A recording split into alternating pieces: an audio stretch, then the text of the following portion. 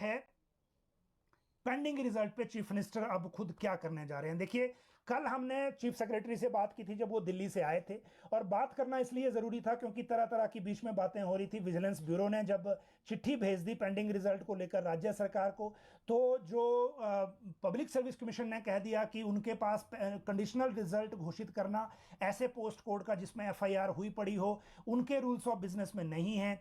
और इसी वजह से ये एक ऑप्शन थी कि क्या इसमें लॉ में कोई रास्ता इसका है निकलने का, नहीं। इसी वजह से चीफ सेक्रेटरी से हमने कल बात की। प्रबोध सक्सेना ने बताया था उस वक्त कि बेसिकली दिक्कत यह है कि लॉ का पार्ट उसमें तब आता है जब हम विजिलेंस के पार्ट पे क्लियर हों, क्योंकि अगर हम लोक सेवा आयोग को भेजना है कंडीशनल के लिए तो पहले ये क्लैरिटी होनी चाहिए कि जिस पोस्ट कोड को लेकर हम भेज रहे हैं उस पोस्ट कोड में level of breach of secrecy कितना है, क्या वो लिमिटेड है या कंप्रोमाइज्ड है। वैसे तो लीगल टर्म्स में एक भी पेपर अगर लीक है, एक भी एग्जाम जो पेपर किसी एक कैंडिडेट के पास भी पहुंचा है, तो भी वो कंप्रोमाइज्ड माना जाता है लीगल टर्म में। एक बात आप ये भी ध्यान रखिए कि जेओएआईटी 817 में कार्मिक विभाग की नोटिंग के आधार पर ही एडवोकेट जनरल ने सुप्रीम कोर्ट में कह रखा है कि ये पेपर जो है इसमें पेपर लीक के तहत है और राज्य सरकार को इसमें अभी डिसीजन लेना है। लेकिन एक और इसमें जो नई बात चीफ सेक्रेटरी ने बताई वो ये थी कि जैसा सचिवालय क्लर्क और ड्राइंग मास्टर भर्ती में है, इसमें से एक भर्ती ऐसी है कि जिसमें कैंडिडेट के बजाय एक ढाबे वाला या कोई वहाँ जो एक वो लगाता है, जो स्टॉल लगाता है, वो उसमें पकड़ा गया है। लेकिन दिक्कत यह है, चीफ सेक्रेटरी ने कहा कि कुछ केसेस ऐसे हैं जिनमें जो मेन एक्यूज्ड है उसका तो पता है, लेकिन जो सेकंड पकड़ा गया टाउट बीच में, उसका मोबाइल अभी गया है एफएसएल में और उसकी रिपोर्ट आनी है। मतलब ये हुआ कि जब हमें ये पता ही नहीं है कि वो कितने लोगों के संपर्क में था, तो हम इस लेवल पे ये नहीं कह सकते कि इसमें कितनी जो ब्रीच है सिक्रेसी का। तो इसी वजह से हमें अभी एफएसएल की रिपोर्ट का इंतजार करना होगा।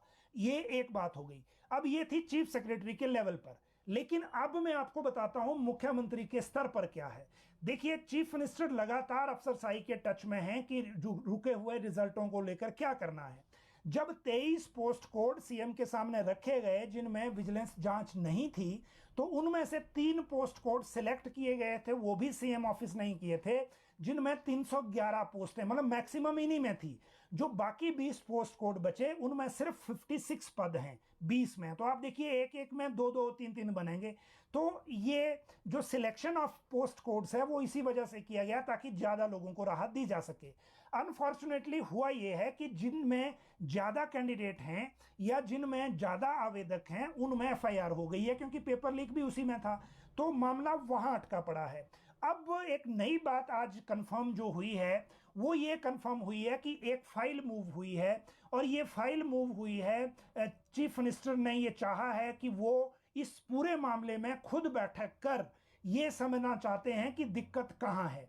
वो दिक्कत चाहे आप कंडीशनल अपॉइंटमेंट की समझिए, चाहे लोक सेवा आयोग के साथ जो डायलॉग चल रहा है उसको लेकर समझिए, चाहे नई भर्ती एजेंसी जो बनानी है उसको बनाने से पहले क्या क्या प्रिकॉशन सरकार ने लेने हैं ताकि दोबारा पेपर लीक जैसा मामला ना हो, चाहे आप उसको ले लीजिए। अब ये फाइल चल पड़ी है, इस फाइल पर कई चीजें दर्ज हुई हैं, और इस फाइल पर पहले एक सुझाव ये भी था कि जो विजिलेंस ब्यूरो से जो डायलॉग हो रहा है वो एडी के थ्रू क्यों नहीं हो रहा है। एडी मतलब एडमिनिस्ट्रेटिव डिपार्टमेंट के थ्रू क्यों नहीं हो रहा है। विजिलेंस ब्यूरो डायरेक्टली चिट्ठी भेज रही है जो चीफ सेक्रेटरी को, और वो फिर वो चिट्ठी फाइल पे लग रही है और उसी तरह से डील हो रही है, जबकि सेक्रेटरी होम बीच में लूप में होना चाहिए, खासकर कोर्ट केसेस के मामले में, पेपर लीक के मामले में, जिनमें फ्यूचर में जांच के एक्सपेंड होने का रिस्क होता है। तो एक तो यह है कि एडी के थ्रू क्या ये रूट बन पाएगा या नहीं, क्योंकि चाहे कोर्ट, देखिए कोर्ट पुलिस से बात नहीं करता, जब सरकार के स्तर पे बात होगी तो वो सिर्फ एडी को पूछेंगे कि आपके सामने जब पेपर लीक का ये मामला आया तो उसके बाद सरकार ने क्या किया और किसकी सिफारिश पे किया। जहां तक बात कंडीशनल रिजल्ट की है तो इसी फाइल पे ये भी रिकॉर्ड हो गया कि अगर कंडीशनल करना है तो एडी पहले लिखे, और एडी का मतलब यह है कि सेक्रेटरी होम पहले लिखे इस पे। अब नई सिचुएशन ये आ गई है कि जिसने हमीरपुर कर्मचारी चयन आयोग की पेपर लीक की डेप्थ को स्टडी किया, शिक्षा सचिव अभिषेक जैन, वो ही अब होम सेक्रेटरी हैं। अब जिसने उसी कमेटी की सिफारिश पर हमीरपुर कर्मचारी चयन आयोग को भंग किया गया था। अब उसी होम सेक्रेटरी से आप उम्मीद कर रहे हैं कि वो फाइल पे लिखेंगे कि इसमें कंडीशनल रिजल्ट निकाल दिया जाए। ये होना संभव नहीं लग रहा। इसीलिए मुझे लगता है मुख्यमंत्री के स्तर पे एक बैठक पॉसिबली है, लाइकली है, नज़दीक में, बहुत नज़दीक, क्योंकि इस फाइल में जो चीज़ें रिकॉर्ड हो रही हैं उसमें हम कुछ चीज़ें अभी क्लासिफाइड हैं जिसको हम आपके साथ शेयर नहीं कर सकते। लेकिन एक बात ज़रूर है कि इस फाइल का जो मोमेंटम है वो ऐसा है कि इसमें सीएस को लेनी है टाइम चीफ मिनिस्टर से मीटिंग का, ताकि वो सभी से, उसमें लोक सेवा आयोग भी होगा, कार्मिक विभाग भी होगा, लॉ डिपार्टमेंट भी होगा, और हमीरपुर कर्मचारी चयन आयोग का जो रिकॉर्ड देख रहे हैं ओएसडी वो भी होंगे। तो मुझे लगता है जो बहुत सारे जो दिक्कतें हैं वो उसमें हल होने की संभावना है। फिलहाल ये फाइल मूव हुई है और जो कार्मिक सचिव हैं डॉक्टर अमनदीप गर्ग, उनको ये प्रोसेस करानी है। आज भी शाम को मुख्य सचिव ने एक बैठक रखी थी इसी मसले पर डिस्कस करने के लिए। उसमें कार्मिक विभाग की ब्रांच और केवल सचिव को बुलाया गया था। और आगे कार्य योजना क्या बनेगी, सीएम के लेवल पे कब बैठक हो पाएगी, होगी भी या नहीं होगी, क्योंकि अभी फाइल मूव हुई है और उसी फाइल पे ऐसा है कि सीएस सब टाइम सीक करेंगे चीफ मिनिस्टर से।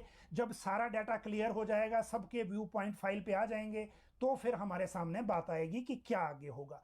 तो ये सिर्फ आपको एक इंफॉर्मेशन देने की बात है। जहां तक बात डीए और एरियर की है,